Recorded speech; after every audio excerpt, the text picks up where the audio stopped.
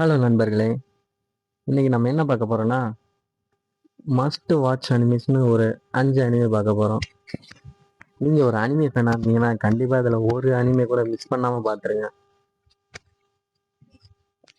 சரி வாங்க இப்ப வீடியோக்குள்ள போகலாம்.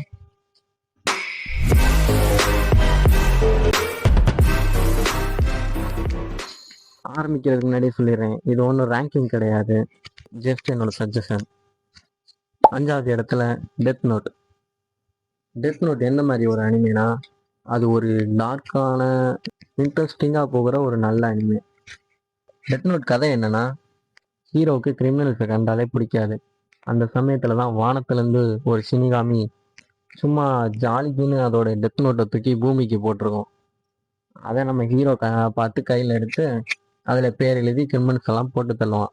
இதில் இடையில எல்லுன்னு ஒருத்தன் வந்து நம்ம ஹீரோவை பிடிக்கிறதுக்கு ட்ரை பண்ணுவான். இவங்க 2 பேர்த்துல யார் ஜெயிச்சாங்க, கடைசியில் யார் உயிரோட இருக்கா அப்படிங்கிறது தான் கதையே. அப்புறம் 4th பிளேஸில் ப்ளூ லாக். இது நீ கேட்டிங்கன்னா, நான் ஸ்போர்ட்ஸ் அனிமே பார்த்ததுலேயே ப்ளூ லாக் தான் ஒரு சூப்பரான அனிமே நான் சொல்லுவேன். ஏன்னா எனக்கு ரொம்ப நாள் கழித்து நான் ப்ளூ லாக் பார்க்கும்போது தான் ஒரு ஃபீல் குட் அனிமே பார்த்த மாதிரி இருந்துச்சு.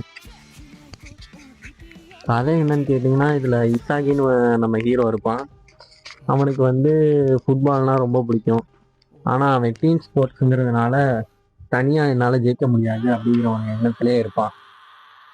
அதுக்கப்புறம் தான் ஈகோன்னு ஒருத்தவன் ப்ளூ லாக்னு ஒரு ப்ராஜெக்ட் ஆரம்பிக்கிறான்.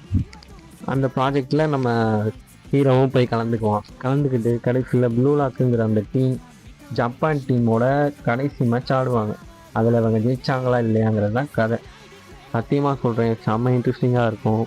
அப்புறம் 3rd பிளேஸில் அட்டாக் ஆன் டைட்டன். இதுவும் கேட்டிங்கன்னா ப்ளூ லாக் அளவுக்கு ஒரு ஒர்த்தியான அனிமே. ஆனால் இது எப்படின்னா, ப்ளூ லாக்கை விட ஒரு சூப்பர் அனிமேனே சொல்லலாம், மாஸ்டர் பீஸ்.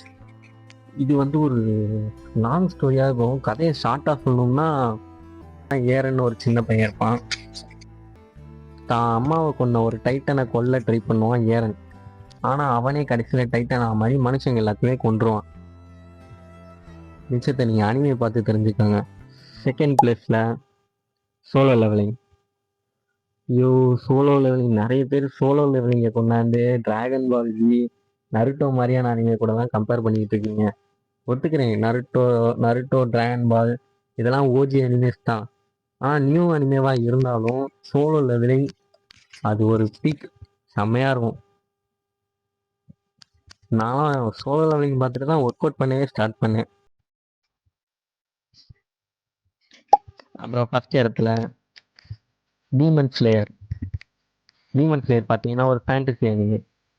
இது உண்மையிலேயே ஒரு சூப்பரான அனிமே.